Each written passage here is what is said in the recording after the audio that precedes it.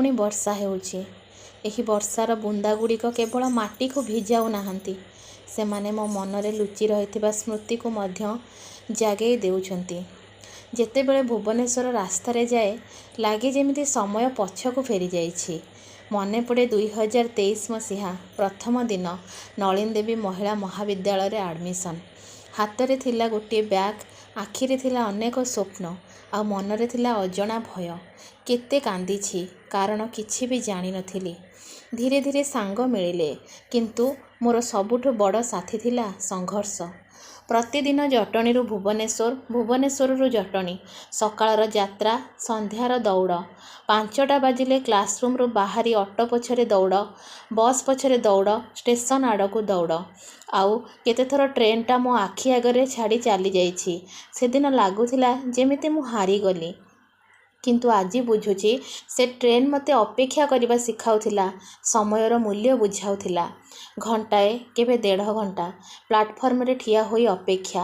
ବସିବାକୁ ଜାଗା ନଥିଲା, ଭୋକ ଲାଗୁଥିଲା, ଆଖିରେ ଥିଲା କେବଳ ଲୁହ।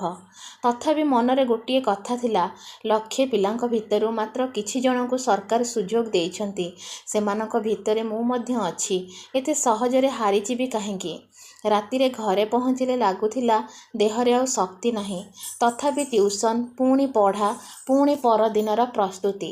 ମା ପ୍ରତିଦିନ ପଚାରୁଥିଲେ, ଆଜି ଟିଫିନ୍ରେ କ'ଣ ନେବୁ? ତୋ ପସନ୍ଦର ଟିଫିନ୍ କରିଦେବି। ମା'ର ସେ ନିରୀହ ମୁହଁକୁ ଦେଖି ମୋର ସବୁ ଇଚ୍ଛା ମରିଯାଉଥିଲା। ମୁଁ କହୁଥିଲି, ମା ମୋର କିଛି ଇଚ୍ଛା ନାହିଁ, ସହଜରେ ଯାହା ହେବ ସେଇଟା କର। କାରଣ ମୁଁ ନିଜେ କଷ୍ଟ ପାଇ ଚାଲିଛି, କିନ୍ତୁ ମୋ ପାଇଁ ମା'ଙ୍କୁ କଷ୍ଟ ଦେଇପାରିବିନି ବୋଲି ଭାବୁଥିଲି। କେତେ ଦିନ ଟିଫିନ୍ ନ ଖାଇ ଫେରିଛି, କିନ୍ତୁ ଘରେ କେବେ କହିନି। ତାପରେ 2 ବର୍ଷ କେମିତି ସରିଗଲା ଜଣାପଡ଼ିଲା ନାହିଁ। ସ୍କୁଲର ପିଲାମାନେ, ସେମାନଙ୍କ ଭଲ ପାଇବା, ସେମାନଙ୍କ ହସ, ବିଦାୟ ଦିନ, ସମସ୍ତଙ୍କ ଆଖିରେ ଲୁହ। ସେଦିନ ଭାବିଥିଲି, ଏବେ ସବୁ ଠିକ୍ ହେଇଯିବ, ଏବେ ପଢ଼ିବାକୁ ସମୟ ମିଳିବ, ଆଉ ଚାକିରି ମଧ୍ୟ ହୋଇଯିବ। କିନ୍ତୁ ଜୀବନ ତ ସବୁବେଳେ ଆମେ ଭାବିଥିବା ପରି ଚାଲେ ନାହିଁ ନା। ଆଜି ବି ଅପେକ୍ଷା, ସରକାରୀ ବିଜ୍ଞପ୍ତିର ଅପେକ୍ଷା, ନୂଆ ସୁଯୋଗର ଅପେକ୍ଷା, ଆଉ ସମାଜର ସେଇ ଗୋଟିଏ ପ୍ରଶ୍ନ, ଝିଅ ଚାକିରି ହେଲାଣି? ମୋ ପାଖରେ ଉତ୍ତର ନାହିଁ, କାରଣ ପରିଶ୍ରମ ମୋ ହାତରେ, କିନ୍ତୁ ସମୟ ଆଉ ଫଳ ଭଗବାନଙ୍କ ହାତରେ।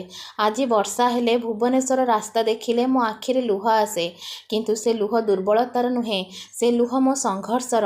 ଆଉ ମୋର ବିଶ୍ୱାସ ଅଛି, ଯେଉଁ ରାସ୍ତାରେ ଏତେ କଷ୍ଟ ସହି ଚାଲିଛି, ସେହି ରାସ୍ତା ଦିନେ ନା ଦିନେ ମୋତେ ମୋ ସ୍ୱପ୍ନ ପାଖରେ ପହଞ୍ଚାଇ ଦେବ। କାରଣ ଭଗବାନ କେବେ ବି ପରିଶ୍ରମର ହିସାବ ଭୁଲନ୍ତି ନାହିଁ। ଏଇଟା କେବଳ ମୋ ପାଇଁ ନୁହଁ, ମୋ କଷ୍ଟ ନୁହଁ,